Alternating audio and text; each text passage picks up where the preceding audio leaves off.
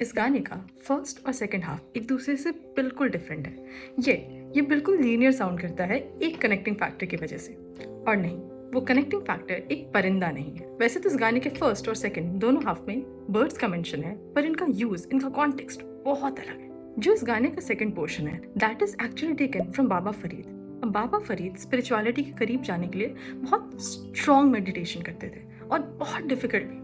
तो जब इस घोर तपस्या के बाद उनके फाइनल मोमेंट्स की बारी आई, तब उनकी बॉडी बिल्कुल लाइफलेस पड़ी थी। तब उनके सामने अ क्रो केम, कागा।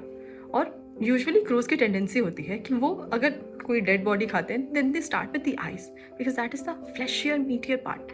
तब उन्होंने ये लाइन बोली, कागा सब तन खाइयो, चुन चुन खाइयो मांस, खाइयो ना दो नैन मेरे, मोहे पिया के मिलन की आस।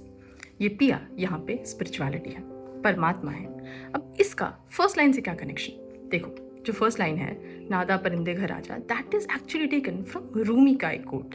ये बात इम्तियाज अली ने खुद बताई थी कि उन्होंने रॉकस्टार का वो जो वॉकिंग मॉन्टाज है वो पहले शूट कर लिया था, पर उसके लिए उनके पास वो ड्रम के साउंड्स थे, बट एक्चुअल कोई गाना नहीं था।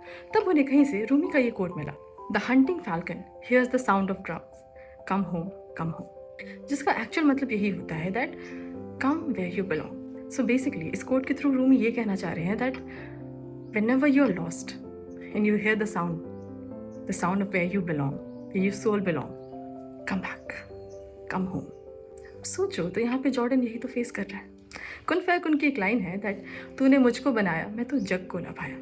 जॉर्डन को ये दुनिया एक्सेप्ट नहीं कर रही, वो अपने अंदर से हार चुका है। और ये मैंने पहले भी कहा था कि अगर किसी इंसान के पास कुछ नहीं बचता तो सिर्फ और सिर्फ उम्मीद बचती है। जॉर्डन की वो उम्मीद, वो स्पिरिचुअलिटी है। तो यहाँ पे नादा परिंदा कोई और नहीं, जॉर्डन खुद है, जहाँ उसकी सोल उसे स्पिरिचुअलिटी की तरफ लेकर जाना चाह रही है, वहाँ लेकर जाना चाह रही है जहाँ ही एक्चुअली बिलोंग्स।